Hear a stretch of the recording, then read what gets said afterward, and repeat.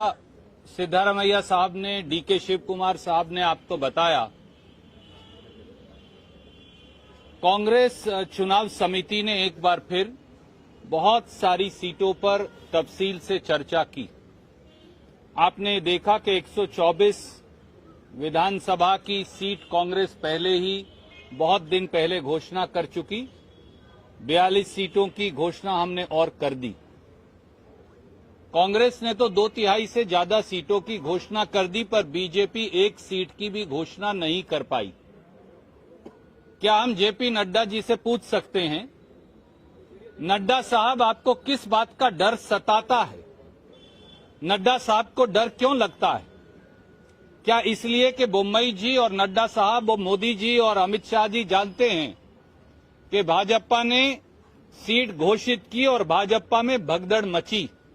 भगदड़ के डर से वो सीट अनाउंस करने से डर रहे हैं। नड्डा साहब डरिए मत, क्योंकि 40% कमीशन के भ्रष्टाचार का सच तो 6.5 करोड़ से अधिक कर्नाटका के हमारे भाई बहन जान चुके हैं।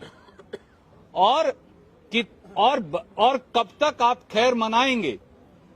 मुख्यमंत्री कहते हैं मैं अपनी सीट से नहीं लड़ूंगा, मुझे दूसरी सीट दे दीजिए। अधिकतर मंत्री कहते हैं मैं अपनी सीट से नहीं लड़ूंगा, मुझे दूसरी सीट दे दीजिए। भैया, अगर आपके पास लड़ने वाले उम्मीदवार बचे ही नहीं हैं, तो कुछ फिल्म स्टार भर्ती करो, उनको टिकट दो, कुछ फिल्म एक्ट्रेसेस भर्ती करो, शायद आपकी बात बन जाए। शायद इसी वजह से आप सीट अनाउंस नहीं कर रहे। और दूसरा महत्वपूर्ण मुद्दा जो आप दोनों ने उठाया, फेडरलिज्म, संघीय ढांचा जो इस देश में है, उस पर कोई आक्रमण नहीं कर सकता। भारतीय जनता पार्टी की महाराष्ट्र की नाजायज सरकार ने, क्योंकि वो वोट से चुनी हुई सरकार नहीं, वो भगोड़ों को इकट्ठा करके बनाई हुई शिंदे सरकार है, तो भाजपा की भगोड़ी महाराष्ट्र सरकार ने अपनी एक स्कीम कर्नाटक के 500 और 600 गांव के अंदर लागू कर दी और 94 करोड़ रुपया आवंटित भी कर दिए। हम ये सवाल पूछते हैं मोदी जी और अमित शाह जी से, क्या आप इस देश में सिविल वॉर करवाना चाहते हैं? कल को हरियाणा पंजाब में स्कीम लागू कर देगा, पंजाब और हरियाणा दिल्ली के अंदर अपनी स्कीम लागू कर देंगे, पंजाब हरियाणा और दिल्ली उत्तर प्रदेश में लागू कर देंगे, उत्तर प्रदेश बिहार में लागू कर देगा, बिहार आगे उड़ीसा में लागू कर देगा। आप इस देश में सिविल वॉर करवाना चाहते हैं? आप प्रांतों का टकराव करवाना चाहते हैं? पहले भी मोदी जी और अमित शाह जी की नाक के नीचे असम की पुलिस ने और अरुणाचल की पुलिस का इसी प्रकार से टकराव हुआ, जिसमें सिविलियंस मारे गए। बाकायदा एक प्रांत की दूसरे प्रांत की फायरिंग हुई और 6-8 महीने तक एक प्रांत के लोग दूसरे प्रांत में नहीं जा पाए, जैसे ये कोई हिंदुस्तान पाकिस्तान हो। जो उत्तर पूर्व में आपने किया था अमित शाह जी, मोदी जी, वो आप अब दक्षिण भारत के अंदर भी कर रहे हैं।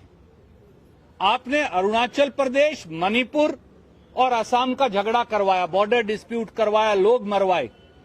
8 महीने तक मणिपुर का आदमी असम नहीं आ पाया, क्यों? अरुणाचल का आदमी असम नहीं आ पाया, क्यों? ये हमारा मुल्क है, हम कहीं भी जाएं। अब आप महाराष्ट्र और कर्नाटक का झगड़ा करवा रहे हैं जानबूझकर। दोनों जगह आपकी सरकार है, हर रोज मोदी जी बार बार वहां जाते हैं।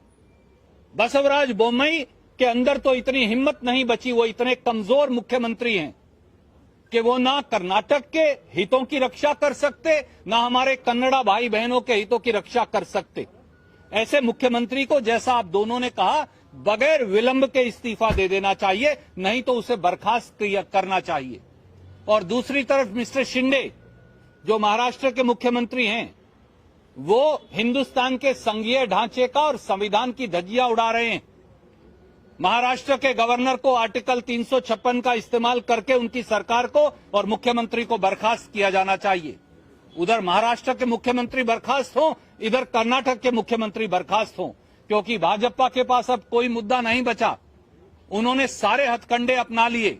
हिंदू मुसलमान, शमशान कब्रिस्तान, जातियों का टकराव, SC ST का टकराव, लिंगायत वोका लीगा का टकराव, अब कुछ नहीं बचा तो अब प्रांतों का टकराव करवा रहे हैं।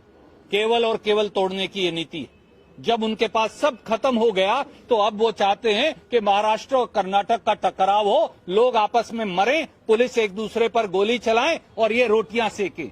हम ऐसा नहीं होने देंगे, क्योंकि भारतीय राष्ट्रीय कांग्रेस अभी जिंदा है। सिद्धारमैया जी, DK शिव कुमार जी के नेतृत्व में संघीय ढांचे का उल्लंघन जो महाराष्ट्र द्वारा किया जा रहा है, उसके खिलाफ हम निर्णायक लड़ाई लड़ेंगे। और हम मांग करते हैं प्रधानमंत्री वापस ना आए कर्नाटक, अमित शाह जी वापस मत आइएगा कर्नाटक, या तो शिंदे को बर्खास्त करिए और इधर बोम्मई जी का इस्तीफा लीजिए, और नहीं तो कर्नाटक मत आइएगा चुनाव का प्रचार करने, क्योंकि कर्नाटक के लोग आपको माफ नहीं करेंगे।